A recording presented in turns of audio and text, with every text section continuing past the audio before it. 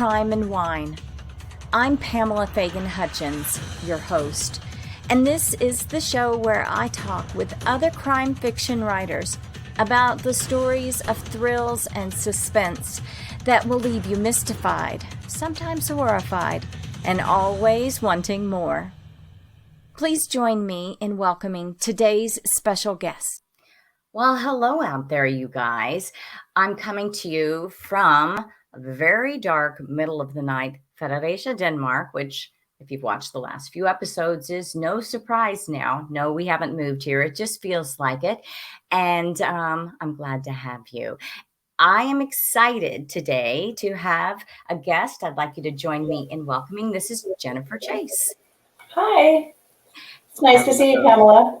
Nice to see you too. And I appreciate you joining me today to talk about The Rose Girls, which I understand is your ninth Katie Scott crime fiction thriller. Yes, it is. Congratulations. It came out last week, so this is actually the second week. So. Excellent. So you guys, no excuse for not going out and picking up this twisting and exciting book right now. Can you tell us a little bit about it for those that haven't had the chance to check it out yet? Well, the main character is Detective Katie Scott. She is a cold case detective, and she is also an ex-Army canine handler. So nice.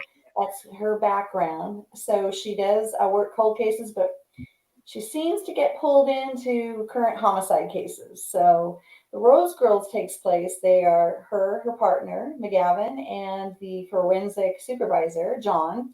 They're coming back from a conference, a forensic conference. So Katie decides, because the weather's kind of bad, to take a shortcut that she knows. Well, it didn't work out. They end up, the cart goes off the road, but they end up staying in this little town. And I love writing stories around little towns because you never know what's going on. So anyways, they end up staying there. And the next morning they get, woken up by the police chief. It's a tiny little town. Nothing ever happens there. They've never had a homicide. Well, they have a homicide. So this police chief actually called the sheriff, and said, we need help. We need a seasoned detective. And he told him, well, you have two right there in town. So there was a 15-year-old teenager who was found murdered in the woods. So it takes off from there, and lots of fun characters. You don't know who's telling the truth, who's hiding something, and two more murders take place, which happen to be the girls' best friends. So and the Rose Girls, the name, where does that come from? The title of the book. The three girls were best friends, and they decided to get all matching tattoos. So they have tattoos that, tie them together. Best friends, and, to remember all the, fun stuff. And so that's what ties them together.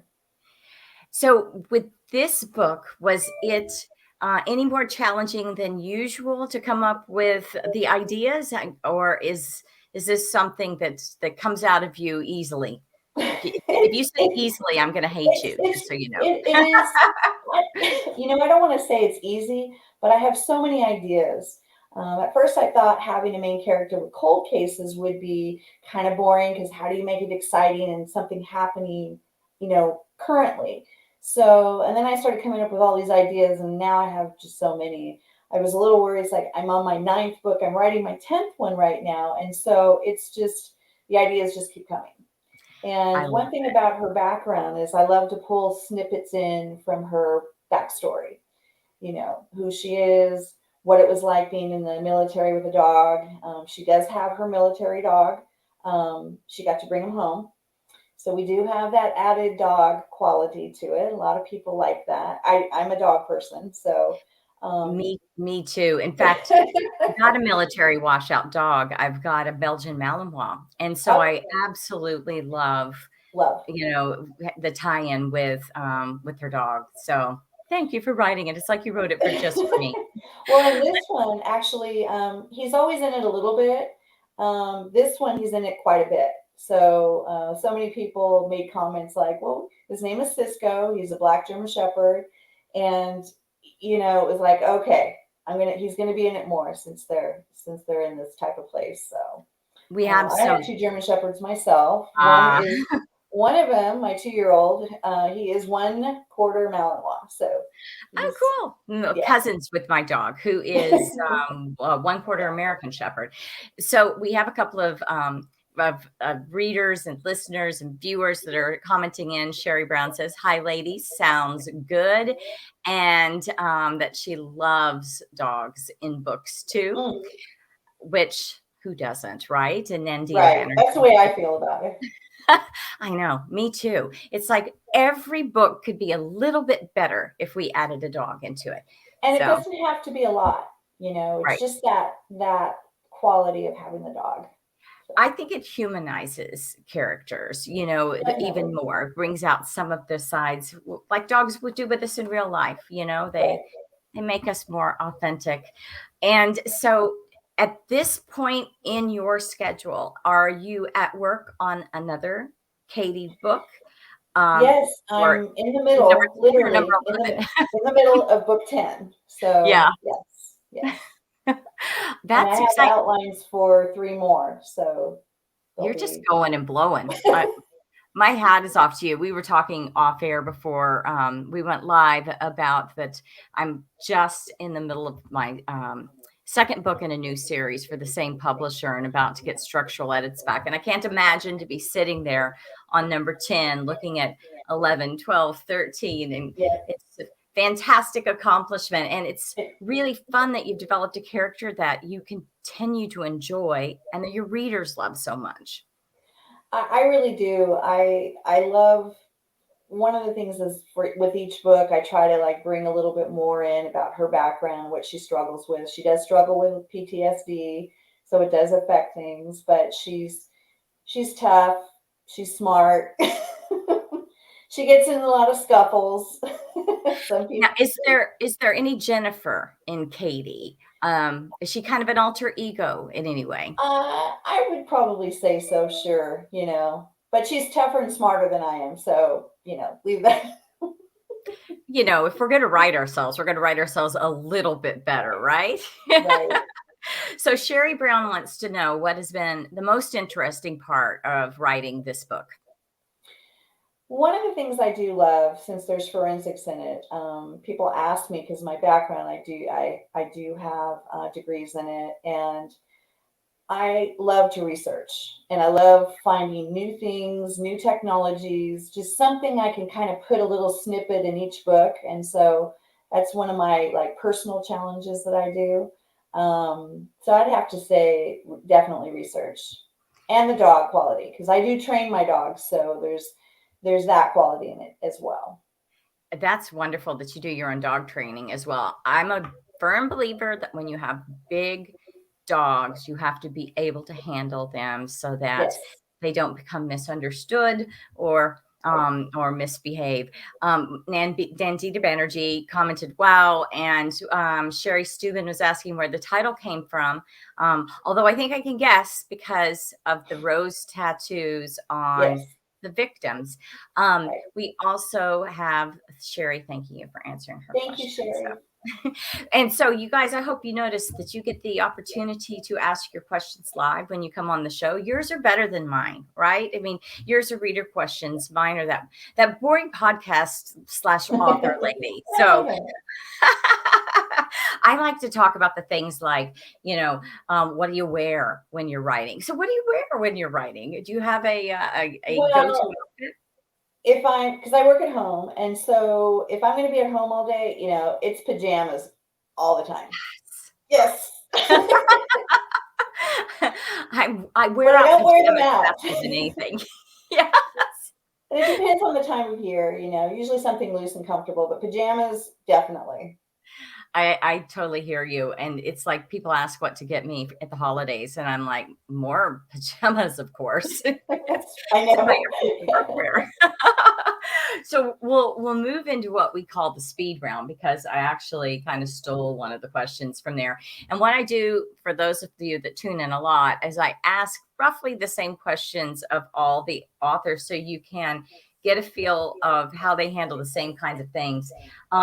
So next kind of writing related questions for you. We've already got your writing outfit would be, are you more of at heart a plotter or a pantser? I'm a plotter. I am, but I don't. My outlines are kind of basic. Sometimes I call it like my roadmap, and Yeah. sometimes I veer off that main road with Yeah. something that comes to me, an idea. So, but I like to have a basic outline because it helps with the pacing of the book for me. Um, and it helps where if something seems to be lagging at all, or I need to put something more exciting in there, or bring the dog in more, it helps. It definitely helps. Yeah, I have gotten where I do the same kind of thing. It's an outline that is not really fleshed out. It's more Right. like beats. And I've gotten where I capture it in a table of contents as I go with multiple lines in my table of contents so that it's a growing, building outline Yes. of the main characters and the setting and all that stuff. And for people that write plot-driven books like crime fiction, I think it's invaluable. I can never believe it when people say they just wing the whole thing. It's like, oh my God. I don't know how you can do that. I mean, you can sit down. Sometimes I don't know exactly how a certain chapter is going to go. It might be a big scene. It might be, one of the plot point, kind of the turning points. Sometimes I'll just sit down and just let it go. But I do have a basic idea of how it should go. But sometimes I do get just let it flow. Hello. Well, Nandita Banerjee wants to know if you do anything special to help you get in the mood for writing, and to get that story oozing. Unfortunately, one of my faults is I'm a procrastinator. So I have to be careful, but once I sit down, I try to have a structure. And actually, I do listen to very calming music, and that really kind of helps me. I Oh, listen to more that's classical. If I uh-huh. was listening to music I love, I'd be singing, I wouldn't be doing what I'm supposed to be doing. I But may I have have to to have try it that. quiet and focused. Yeah. So you create an oasis, something, or Yes. almost like a replacement for outside sensory things that would pull you out. Absolutely. Sometimes I listen to just things that sound like the wind, the ocean, things like that. It helps. It just helps me to focus. I like that. I Yeah. like that. Sherry Brown, who has a lot of questions today, but they're good one. Is there any of your characters you would change places with for a day, and why? Wow. I don't know if I would change places with Katie Scott because that's a pretty stressful day. Um, but when it all comes down to it, her and her dog, it would have to be Katie Scott. Maybe on Yeah. one of the down days. One of the non-murdery days. Right, right. Paperwork And then days. someone isn't trying to kill her. So, I love it. So it's happy hour, and Katie goes out with McGavin to discuss the case. What are they ordering? they usually have beers, and she opts to not drink out of a glass, so she sits and has beers. So She's a woman after my husband's heart, a beer drinker that always turns away the glass. Um, and when you think of going out and you had only two choices, sushi or pizza, which would it be? pizza, Pizza. definitely Yeah. pizza. Do you have any roots in pizza? I mean, are you like Chicago or somewhere background that's totally into pizza, or is just personal preference? Just personal preference. Sometimes I like to try, different places. Like they may have the best thick crust or the best thin crust. I'm always open to it. I'm always Cool. open. Yeah. Do you keep anything super silly in your office? And if so, what's the silliest thing? Um, I used to have a squeaky rubber chicken on my desk because I don't have them anymore because the dogs pretty much confiscated it. Yeah, But I wouldn't say anything silly. I do have a little miniature stuffed German Shepherd, so I don't know if that's that's silly. nice. Yeah. And if you or Katie had a theme song, would Katie have a theme song, or would you? Katie. Well, hers would, I think, be something like, if looks could kill by heart, something that's Oh, just nice. really out there. I'm more like, you know, uh, It's My Life by Bon Jovi. I'm more like that. So I do like that too.